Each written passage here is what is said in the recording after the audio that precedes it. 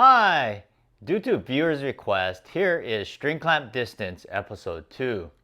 In this episode, I'll be using my Prince Neos 1000 lockout machine instead of my Babolat Evolution Tour constant pull machine. If you still need to watch Episode 1, check that out too.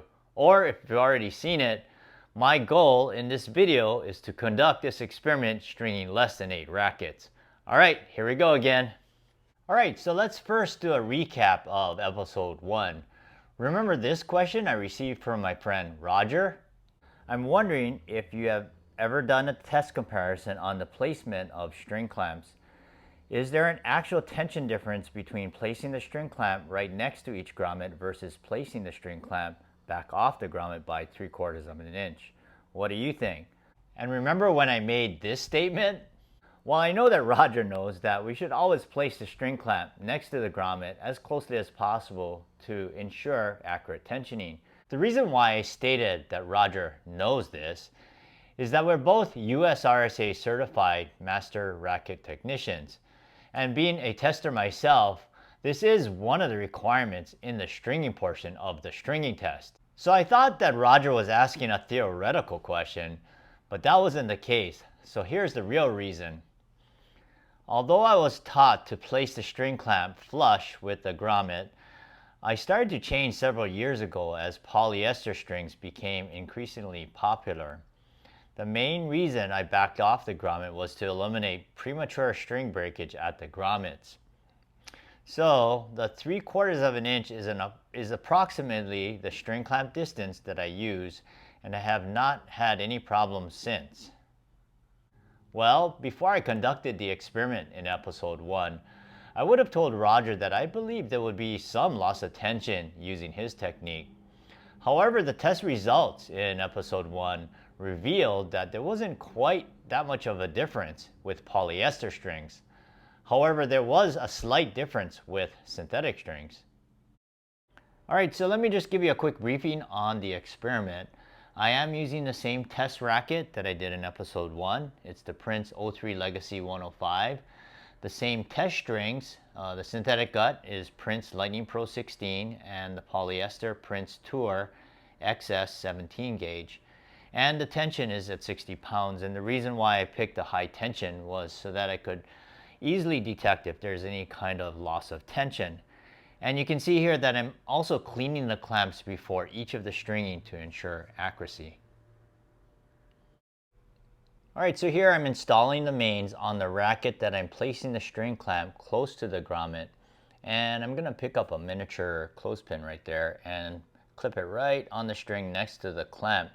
And this is to check for string clamp slippage. Sometimes you'll see it right away after you release the tension, but in some cases it could be really gradual. So what I'm going to do is I left it on the string, and when I run the next main up, before I release the clamp, I'm checking to see if there's any gap between the string clamp and the clothespin.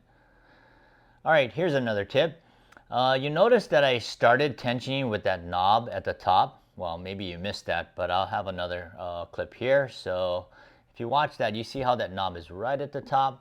I always make sure that I start tensioning with that knob at the top. And you can check out another video called Consistent Tensioning and Streamline Technique.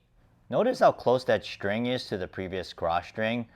Well, if you never strung an 03 port racket by Prince, it is a unique thing. So what you have to do is rotate the racket, get the string to be in a straight line, lock the turntable, and then apply tension. So I'll demonstrate another one here. And you mainly have to do this for the top half or the first few crosses as you're installing them. So after I weave the string here, I'm going to find the right angle to make sure that the cross string is straight, lock the turntable, and then apply tension. For the stringing that I did, where I positioned the string clamp at about 3/4 of an inch away from the grommet, I actually measured it there because I just want to make sure I eyeball it correctly. And I did that for the rest of the mains. You can see after I clamped off here that there is a lot of slack between the string clamp and the frame right there. For the crosses, all I did was I moved the string clamp instead of flush to the frame. I just used the teeth as a gauge, and I just moved it one in towards the inside of the string bed. All right, let's do a review of the readings that I got from episode 1. And in that episode, I actually strung the racket 8 times and I used 4 different strings. But what I did on this one is I picked 2 strings, the Prince Lightning Pro 16, which is a synthetic gut, and the Prince Tour XS 17, which is a polyester. And you see this number here. This is the stiffness rating that Tennis University gives the value of each string. So I picked the softest and the stiffest from that episode 1. Now these readings that I have here is the this first column here is the string clamp distance where it's flush to the frame, but it did vary from 0 to 3/8 of an inch. And I have the RDC string bed deflection readings and the ERT 300 in dynamic tension and string tension. So this second column here is when I move the string clamp between 3/4 to an inch, depending on where the string clamp was positioned, mainly on the crosses. So you can see that the differential is here in the red. This is the 60, this -2 is 70 minus 68. So you can see all of the differences here. So if you've seen that episode, remember I mentioned something about maybe the softer string was more affected by the distance from the frame. And so let's take a look at the lockout machine. So anyway, that was my prediction that maybe these values will be even higher on the lockout. So here it is.